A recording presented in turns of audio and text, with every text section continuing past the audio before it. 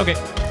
Welcome to Bitcoin Amsterdam 2024. We're sitting here with Mo. The Amsterdam interviews are powered by Bitvavo, and you're Mo from the Bitcoin design community, Mo Design. Welcome again, because we talked with you, I think it was a year ago. Yeah, it was some time ago. And of course, developments are going very fast and you're very busy. You talked in a lot of places. Let's start with also Freedom Forum, for example. You emphasized there the importance of connecting users with their stories. Can you share perhaps some example how user stories have influenced development of Bitcoin tools, particularly for activists? Because that's, of course, a totally different aspect, I think. I love it that you actually brought up that topic, because it's a topic that's very close to my heart, because we're seeing a lot of, activism. We're seeing a lot of people who have their financial freedom taken away from them in their countries of origin. I think that's something that we couldn't really fully understand or comprehend as, someone living in a first world country.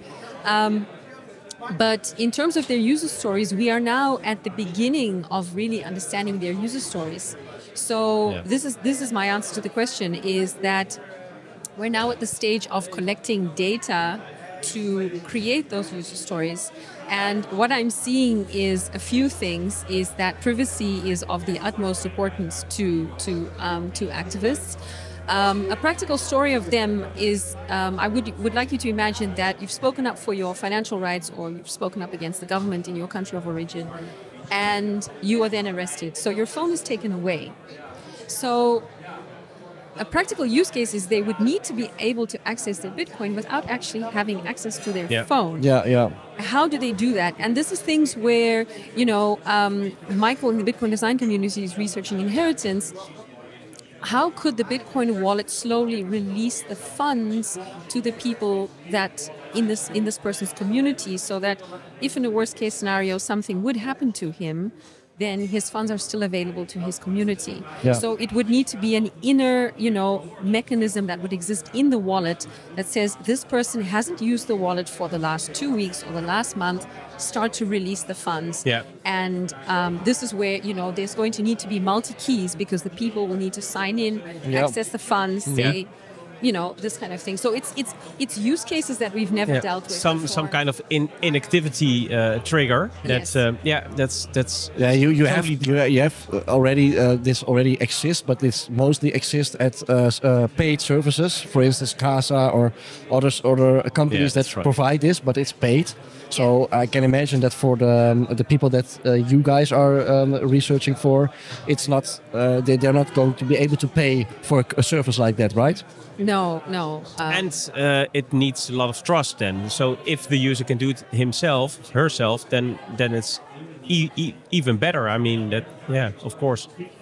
Trust is going to be the biggest thing, I think for activists, because you're asking them to trust this digital money that exists in the cloud, and trust them to use it when they would be in a very difficult situation. But I did receive a lot of positive feedback from an activist who I met recently, and he was very keen on testing it out for his specific use case, because he was then sending money back home to his mother, because he had to flee his country because he was not safe there. So that was very interesting. You also highlighted three key areas for improvement in Bitcoin, in the Bitcoin ecosystem: privacy, exchange, and education. Which of these three do you think poses the most significant challenge for activists, and how can the UX research help to address it? We already discussed privacy a bit, but is privacy, for instance, the most important to you? Yeah, that's a tricky one. Privacy, exchange, and education. It's so difficult to choose. They're all three even important, right? I mean, it's so difficult to choose between the three of them. Well, specifically for activists, I think privacy is the most important. They really do need to remain pseudonymous. Their transactions really do need to remain pseudonymous, because many of them are being tracked as well. And their phones are being tracked as well. So they need to make these transactions to give back to their community, to send funds back to their loved ones. But these transactions are constantly being tracked.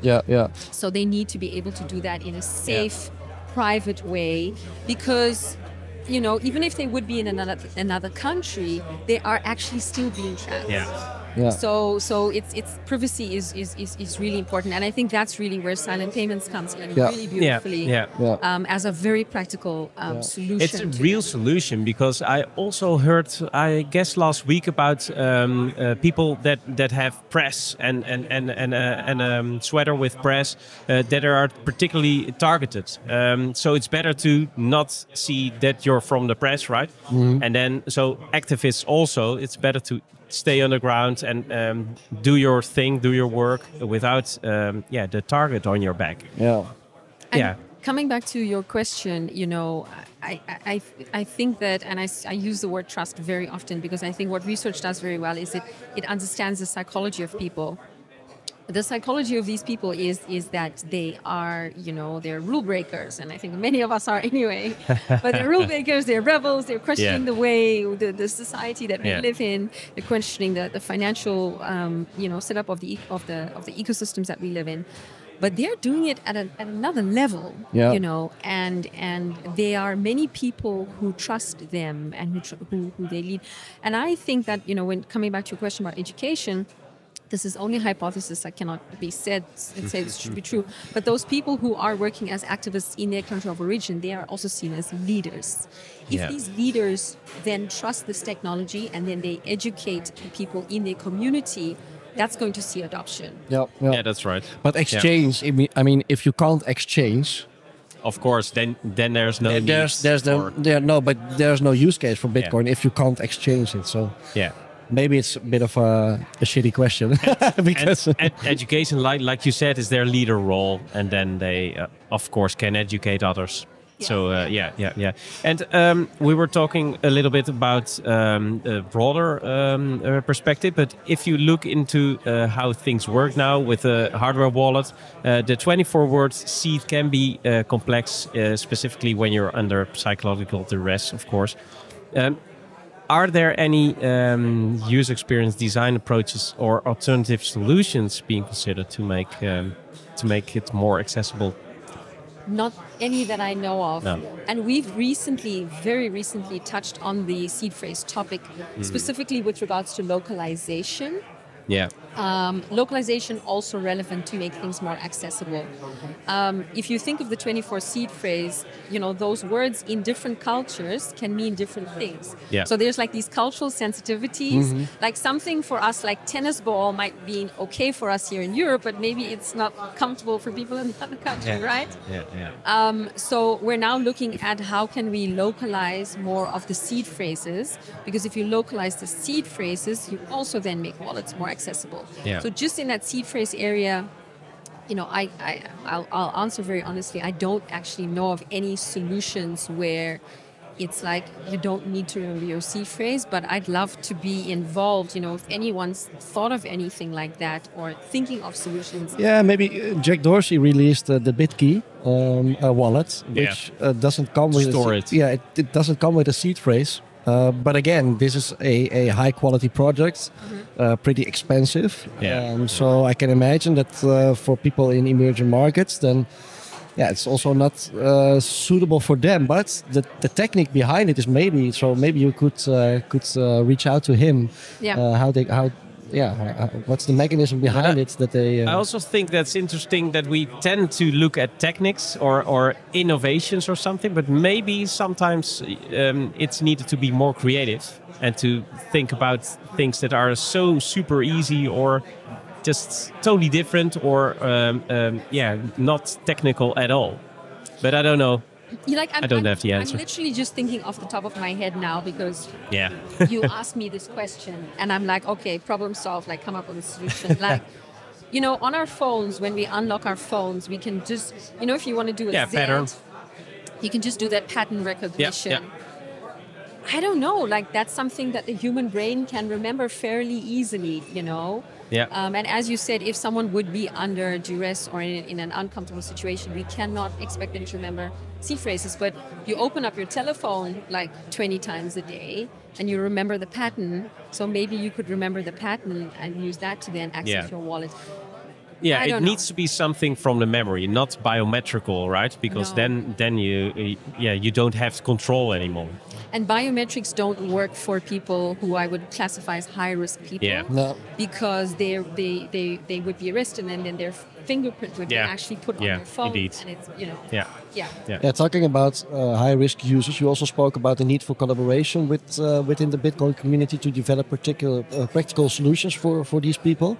How do you see the Bitcoin design community contributing to this collaboration, and what role can UX research play in bridging the gap between developers and users?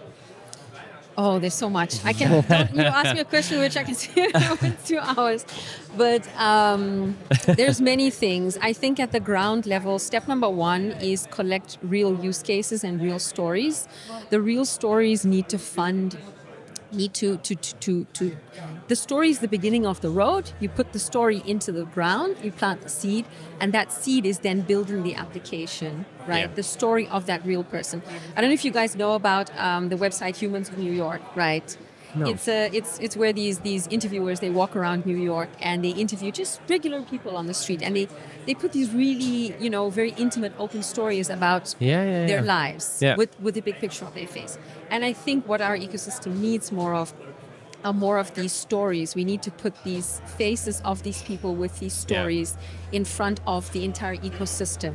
And when we do that and we make that information then accessible to the builders, and this is, I see, being a role and something that we can do in the Bitcoin design community, if we put those user stories in front of builders, and the builders then dissect them, and the builder says, oh, but I have a wallet and my wallet is specifically suited for this activist, then they can then continue that collaboration and build very specifically for that use case. What I see more is that it's going to be probably country specific, or in the beginning we'll probably have maybe like 2 very specific different use cases. So this is, with all of the work that we're doing in the Bitcoin design community, I see us as being the people who put the information out there to the ecosystem, to the builders, and then we build a relationship with the builders and help them to solve those UX challenges. Because the UX challenges will be really unique. You know, like, you know, how do you build an offline wallet? I mean, those do exist, but how do you build a wallet that specifically has these specific, you know, criteria? Like, just off the top of my head, I would think it sends an activation, you know, if the person would be arrested. It has like a sort of a slow release of funds to the community. Yeah. No fingerprints. No. No fingerprints signing in. You know, contacts list is also something that we have regularly on our phones. We cannot do that in a specific use case because those people are then also at risk. Or maybe even the word Bitcoin within the app is maybe something you don't want to have on that person's phone, right? So designing a Bitcoin app where the word Bitcoin isn't allowed to use, right? So it's difficult. Those kind of things, yeah. And I think what's so beautiful about the way that the ecosystem is moving right now is that it's going to force the building community to build things that are more simpler and more intuitive, because it's going to be suitable for an audience that it needs to be like how we have Tiki in the Netherlands, right? Yeah. It needs to be that easy to use, you know. The interface is not forcing the user to think. No. When you're on a Bitcoin wallet and you're thinking, I need to think about what I'm doing here, I need to think about what I'm seeing, then something is wrong. Yeah. So it's a long way to go. It's better to think within those boundaries than, because then everybody can benefit from a better and simpler user experience. Exactly. How can we balance the need for trust building with the privacy concerns that are central to the Bitcoin ethos? That's such a tricky one. Yeah. I worked once. I worked on a wallet sprint with a wallet developer, and there was Tor. I remember just on the onboarding flow, the word Tor was right there. They said, would you like to use Tor, or would you like to do this? And I was really new to the ecosystem then. I didn't know what Tor was, so I was Googling and I was asking my colleagues. And then that made me realize that having this in the onboarding flow was just not going to work. But at the same time, you need to make, when the user is making this decision, I think in full transparency, we should be educating them on the pitfalls of the decision as well. Like, if you make this decision, this is going to be the benefits and this is going to be like the downfalls of this decision. But, you know, I don't know if we need to use the word chore. Maybe we could say, would you like to enhance your privacy? Yes or no? Yeah. If you use option 1 to enhance your privacy, this is going to happen. Yeah, we recommend this or these are the trade-offs. Yeah, exactly. Yeah, slower. Right. Yeah, not instant at all.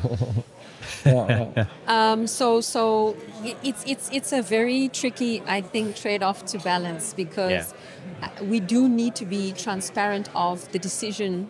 We need to be transparent with them of the downfalls and the pitfalls of the decision that they're making. But at the same time, we have to balance the copy that's actually on the wallet itself.